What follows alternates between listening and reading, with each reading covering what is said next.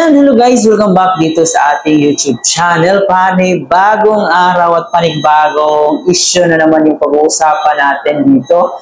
Galing pa rin ito kay Kalingap TV. So ngayon guys, bibigyan tayo ng update sa bahay ni Carla. So ano na bang nangyari sa bahay ni Carla? Tapos na ba? Meron na bang CR?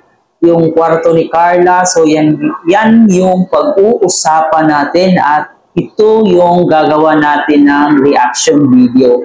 So sa mga hindi pa po nakapag-subscribe sa Kalingap TV, please don't forget to subscribe para mas updated kayo sa kanyang mga bagong video. So ngayon, bibigyan natin ng reaction itong may pamagat na grabe, mapawaw ka na lang sa bahay nila Carla. Ang ganda, super ginalingan, masyadong ginalingan at ito, Kalingap Rob latest vlog.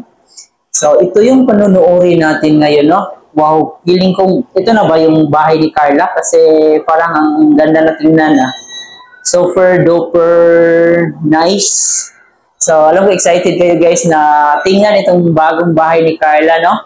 And ako rin excited din ako kasi isa ako sa sumusubaybay dito sa buhay ni Carla bilang beneficiaries ng Kalingap Rob.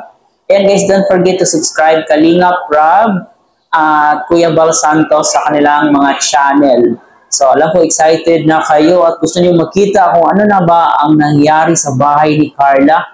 Gaano ba ito kalaki? Gaano ba ito kaganda? So let's see. Pero kung bago ka pa lang dito sa ating channel, huwag mong kalimutan mag-like, share, and comment. And please don't forget to subscribe. So, let's go. Tara na. Sa bahay kina Carla.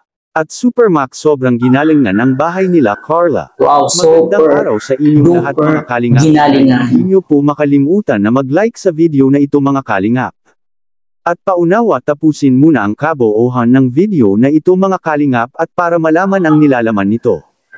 At paalala lang guys, before kayo mag-comment, before kayo mag-rant, magalit, so panoorin nyo muna ang video, tapusin nyo muna ang video, tsaka kayo mag-comment. Okay, let's go. Salamat po mga Kalingap sa pagpatuloy na pagsuporta lalo na kay Kuya Val Santos Matubang at Kalingap Rob. Please subscribe Val Santos and Carla magtatapos na mapawaw ka na lang sa bahay nila mga Kalingap. Wow, ito na ba yung bahay nila? Ang ganda. Iwasang may mga mapapansin ang ating mga taga-subaybay patungkol sa ginagawang pabahay.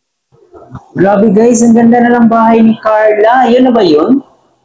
Yun na ba yung malapit na atang matapos itong bahay ni Carla? Excited ako. Carla mga Kalingap.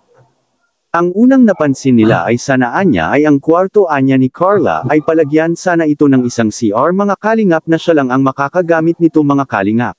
Pero sa latest vlog ni Kalingap Rob, talagang hindi pa pinapakita yung bahay ni Carla kung ano na ba yung nangyari, no? So, feeling ko yung nakita natin is yung pa lang, yung front ng bahay, pero hindi pa yung kabuuhan. Feeling ko hindi pa talaga siya totally tapos. And feeling ko malapit na. Pero ang ganda ang ganda ng bahay niya. Which is okay naman ang suggestion na ito mga Kalingap na mas maganda talaga ang isang kwarto kung nandoon na rin ang CR mismo sa loob at para hindi ka na lumalabas pa kapag kailangan. Okay, dito tayo sa kwarto na may CR. Para sa akin guys, kung mayaman ka at sapat naman yung area sa kwarto mo, so mas mabuti talagang may sarili kang CR, tapos may sarili kang bathtub, o diba, may shower, so deserve ni Carla yan kasi maganda siya. Okay, next. Punta dito. Ngunit masyado ng maraming request anya patungkol sa bahay nila Carla mga Kalingap kung sakaling gagawaan pa ito ng sariling CR sa kanyang kwarto. Okay. At may ilalagay naman ng mga Kalingap. Pero kung dagdag gastusin na at saka masikip na sa area, so wag na lang, mas mabuting doon na lang sa isang CR. Para mas maluwag pa yung kwarto ni Carla. Enter na CR sa loob ng bahay nila Carla at siguradong malaki at maganda rin ito mga Kalingap dahil sa malaki pa ang bakante sa likod ng bahay nila Carla mga Kalingap. At so pwede pang ma-extendan yung bahay nila Carla kung magbubukod pa siya ng sarili niyang CR mga Kalingap. Napaka-okay na para kina Carla kung may isang CR lang sila dahil sa hindi naman talaga kadalasan nagagamit ang CR nila mga kalingap. Nagagawa nga nila Teka lang. Pag marami kayo sa bahay, mas mabuting marami yung CR. Kasi nga hindi natin alam, biglang sumakit yung tiyan natin, di ba? Tapos may naliligo. Naku, Diyos ko. Naranasan ko yung naliligo pa, tapos may gustong tumae. So, paano na yan? So, mas mabuti na separate yung CR ni Carla. Di ba? At least naman may privacy siya. And separate na rin yung CR ng kaniyang mama at papa, kapatid, gano'n. Dati at kahit ngayon nasa kapitbahay lang sila nakiki-CR dahil sa walang sariling CR ang kanilang munting bahay na tinitirahan ngayon mga kalingap. Ay, na-experience ko to. Na-experience ko to dati guys na maki-CR sa aming kapitbahay kasi wala kaming CR. Ang hirap kaya nun, lalo na pag gabi, tapos kumatok ka, para nakakahiya, pero no choice. Kaysa naman magpupo pa dyan sa pantalon mo. Bahay na sila mga kalingap ay hindi na sila makiki-CR sa kanilang kapitbahay dahil sa gagawaan rin nila kalingap ang bagong bahay. I'm so happy for you, Carla. Nila sa loob ng bahay. Ang ganda ng bahay nila. Yan na ba yung bahay? Mga kalingap ay wala talagang problema sa kanilang mayroong CR man o... Siguro mga nasa 70% na siguro matapos na yung bahay ni Carla. Wala ang bahay nila basta't ang importante mga kalingap ay mayroon na silang isang malaking bagong bahay ngayon. Ngunit okay, kasi si Carla, sanay sila sa simpleng buhay, di ba? Pag kasi guys, pag galing ka sa simpleng buhay, tapos nagkaroon ka ng ganitong oportunidad na biglang, wow, meron na kami malaking bahay. So, okay lang kung may isang CR o ilang CR, okay lang kung may CR, may sarili kang CR, di ba? Okay lang din kung wala. Kasi, alam mo na yung sarili mo eh. Doon ka lang daaling sa maliit lang yung bahay nyo. So, hindi ka na mahirapan mag-adjust kung mga ganon. Pwede ang isang bagong bahay na konkreto mga kalingap ay wala itong sariling CR.